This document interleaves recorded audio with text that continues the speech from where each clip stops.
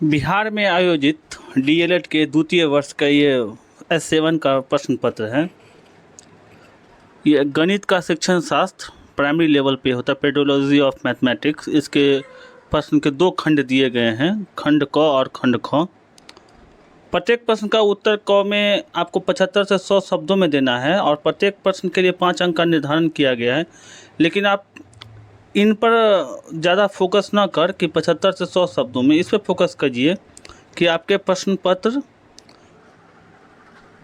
आपके जो उत्तर पुस्तिका है वो कम से कम शब्दों से भरे हुए होने चाहिए। इसका जो खंड क है उसका क्वेश्चन को देखिए। पहला क्वेश्चन है, कथन गलती कर सीखना उपयोगी होता है, पर अपनी राय दीजिए। Give your opinion on the statement learning from the mistake is useful. देखिए, नंबर तो इसका आपको मिलेगा 5, लेकिन इसके लिए जो उपलब्ध स्रोत है जहाँ से आप इस क्वेश्चन को तैयारी करना चाहिएगा, उसके लिए मार्केट में कई प्रकाशक अपना गेस्ट पेपर प्रकाशित करते हैं। आपको हूबहू वो क्वेश्चन उस गेस्ट पेपर में नहीं मिलेगा। इसके लिए आपको अपना एक प्रीवियस ईयर का क्वेश्चन का अवलोकन कर अपना एक नोट बनाना होगा और वही नोट आपके परीक्षा में आपका साथी बनेगा। कहने का मतलब ये कि आपको अपना एक नोट इस रूप में तैयार करना है फाइनल परीक्षा आते आते तक कि आपका जितने भी प्रीवियस ईयर के क्वेश्चन हैं और क्वेश्चन को आपको देखकर ये एनालाइज करना है कि आपको किस, जो बिहार डीएलएड के द्वारा आयोजित सेकेंड ईयर का जो क्वेश्चन होता है वो किस टाइप का क्वेश्चन पूछता है। इसमें अथवा का दूसरा क्वेश्चन भी है, क्या बच्चे अपने तरीके से सीखते हैं, पर अपनी राय दीजिए। Give your opinion on the statement children learn in their own way. Question number दूसरा है, कक्षा कक्ष में प्रयोग लाए जाने वाले आकलन की प्रमुख गतिविधियों का वर्णन करें। Describe the major method of assessment use in the classroom. उसी में दूसरा क्वेश्चन है, गणित सीखने में संकेतकों का व्यवहार किस प्रकार सहायक होता है। कहने का ये अर्थ हुआ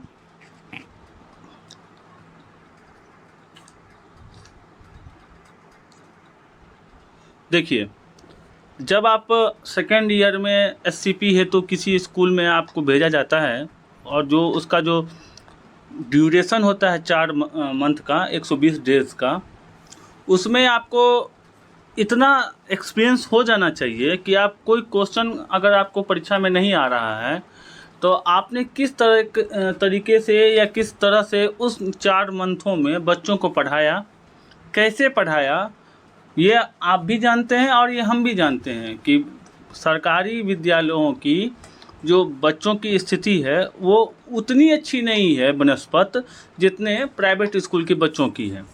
कहने का मतलब कि आपको वहाँ ज़्यादा मेहनत करना होगा सरकारी बच्चों को सिखाने के लिए और नए नए तरीक़ों से सिखाना होगा ताकि बच्चों को मतलब कि उस मार्क तक ले जाएं, उस अप टू मार्क पे ले जाएं जहाँ तक आप प्राइवेट बच्चे आज पहुँचे हुए हैं।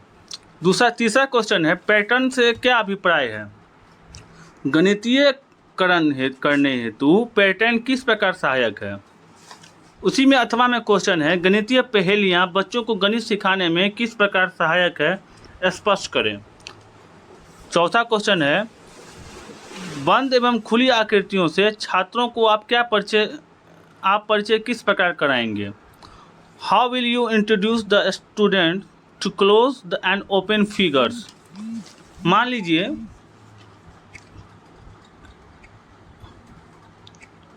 कि कोई फिगर है जो कोई स्क्वायर शेप में है, कोई सर्किल है, कोई स्फीयर है, कोई शंकु बना हुआ है जिसको हम कोन बोलते हैं, उसको आप कैसे परिचय करवाइएगा बच्चे को। अब ज़रूरी तो नहीं है इसके लिए कि आप इसके लिए भी एक गेस्ट पेपर, अगर आपको एग्ज़ाम के समय में आपका उस तरीक़े से तैयारी नहीं है तो इसके लिए आप अपना वही आपका फिर काम आएगा जो आपने 120 दिन उस स्कूल में दिया एससीपी के समय में। उसी में अथवा में क्वेश्चन है, गणित के रचनावाद की अवधारणा को व्यक्त कीजिए। आते हैं 5वें नंबर क्वेश्चन पे। अनुपूरक कोण और संपूरक कोण को स्पष्ट करें। Explain the supplementary and complementary angle. मतलब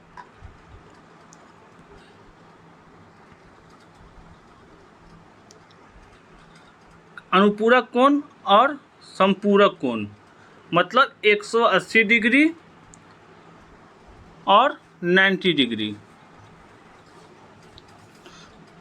अब इसके लिए आपको लिखना होगा या और लिखना भी होगा तो इस रूप में लिखना होगा कि आपको फिगर के साथ स्पष्ट करना होगा कि अनुपूरक कोण कितने एंगल के होते हैं, किस दो जो पैरेलल लाइन होते हैं वो कहाँ पे उनका कटाव बिंदु होता है, या संपूरक कोण कितने एंगल के होते हैं, उनका कटाव क्या होता है। आपको बाय फिगर के साथ इसका एक्सप्लेन करना होगा, तभी जाके आपको अप टू मार्क मिलने की संभावना बनती है। उसी में अथवा का क्वेश्चन है, सममितीय आकृतियों को समझ विकसित करने के लिए बच्चों को कैसे समझाएंगे।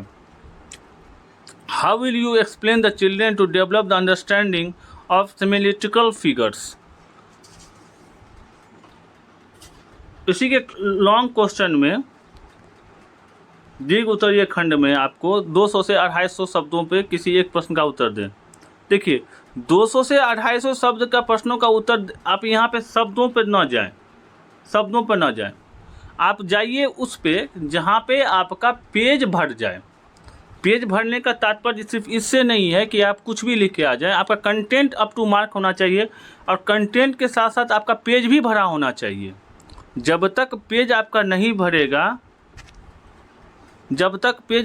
भरेगा तब तक आपको मार्क्स, आप कितने भी अच्छे कंटेंट लिख के आइए आपको मार्क्स अच्छे नहीं मिलेंगे। छठा क्वेश्चन उसी दीर्घोत्तरीय क्वेश्चन में है, प्रारंभिक गणितीय अवधारणाओं को आकलन की आवश्यकता की व्याख्या कीजिए। 7वां क्वेश्चन है उसी में, किन्हीं दो पर टिप्पणी लिखिए। दैनिक जीवन में गणित का महत्व, गणितीय सतत एवं व्यापक मूल्यांकन और गणितीय शिक्षण अधिगम सामग्री। मतलब importance of mathematics in daily life, continuous of comprehensive evolution of mathematics. और तीसरा है टीचिंग लर्निंग मटेरियल। शिक्षण अधिगम सामग्री तो सेकेंड ईयर में हर एक छात्र को बनाना पड़ता है और उसको उसी के थ्रू आप बच्चे को बताते हैं कि देखिए ये ऐसे है, ये वैसे है, ये दिस है, ये डैट है। तो ये आपका अवलोकन करेगा, आपको फिर वो यहाँ पे काम में आ जाएगा। क्योंकि ये 10 नंबर का क्वेश्चन है तो कम से कम इसका रिक्वायरमेंट ऑफ पेज कम से कम 4 पन्ना या 5 पन्ना में आप इसको लेके जाइए। क्योंकि जब तक आप लिखिएगा नहीं 4 से 5 पन्ना में तो आपका पेज भरेगा नहीं। 24 पन्ना का शायद 24 पन्ना का आपको Bihar school examination board copy provide कराती है छात्रों के लिए।